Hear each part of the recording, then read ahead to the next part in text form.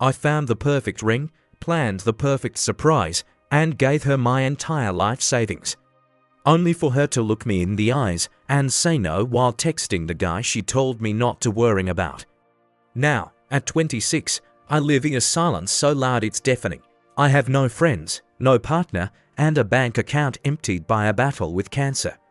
But the most terrifying part, I think I've forgotten how to feel anything at all. I'm 25, turning 26 this year, and I've spent the last decade chasing a ghost. You see, in the US, they tell you to follow your heart, but they never tell you what to do when your heart leads you off a cliff. My story started early 16 years old. I was that kid who loved the idea of love. I had short relationships, a month here, 2 months there, but I was always looking for the one. Then I met her. For 3 years, she was my sun, my moon, and every star in between. But looking back, I wasn't her partner. I was her safety net, isolated myself. I stopped going out with the guys. I missed birthdays, parties, and milestones because she needed me. I became a stranger to my friends until eventually they stopped calling. I didn't care at the time. I thought I had everything I needed, but the red flags were everywhere, flashing like neon signs in Times Square. 3 or 4 times I caught her, hidden messages, late night calls to just a friend, deleted chats.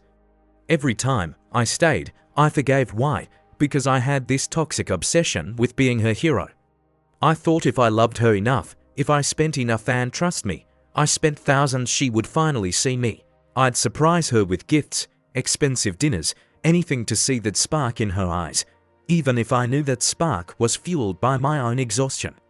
Then came the breaking point, 2022, I had it all planned. I had a custom ring made, the exact design she'd once pointed out in a window. My parents, traditional and hopeful, were waiting for the call.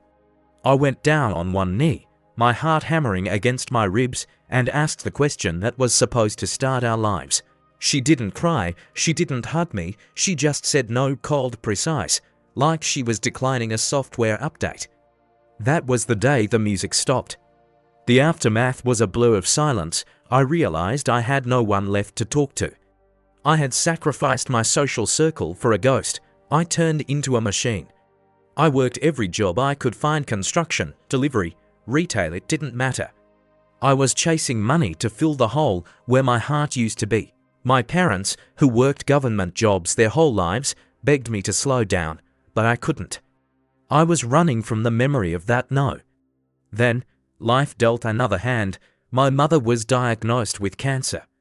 Every dollar I had hoarded, every cent I'd earned from my 16-hour workdays, went straight to the hospital. Watching her fight was the only thing that kept me grounded. Today, she's healthy, and that's the only thing I have to be proud of. But look at me now. I'm 26, and I feel 80. I haven't spoken to a girl, let alone dated one, in years. I've become a ghost in my own city. I wake up, I eat, I work, and I stare at the ceiling. I see people my age out at bars, laughing, posting pictures, and I feel like I'm watching a movie in a language I don't speak.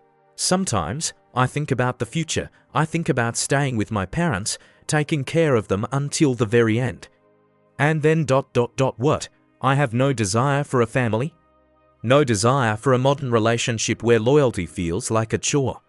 I look at the dating world today and I see the same games that broke me in 2022. I'm okay with being alone, or at least that's what I tell myself. But last night, something happened.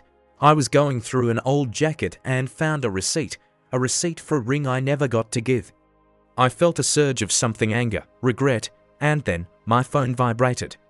A message from a number I deleted years ago. My breath hitched. It was a single sentence that made my blood run cold.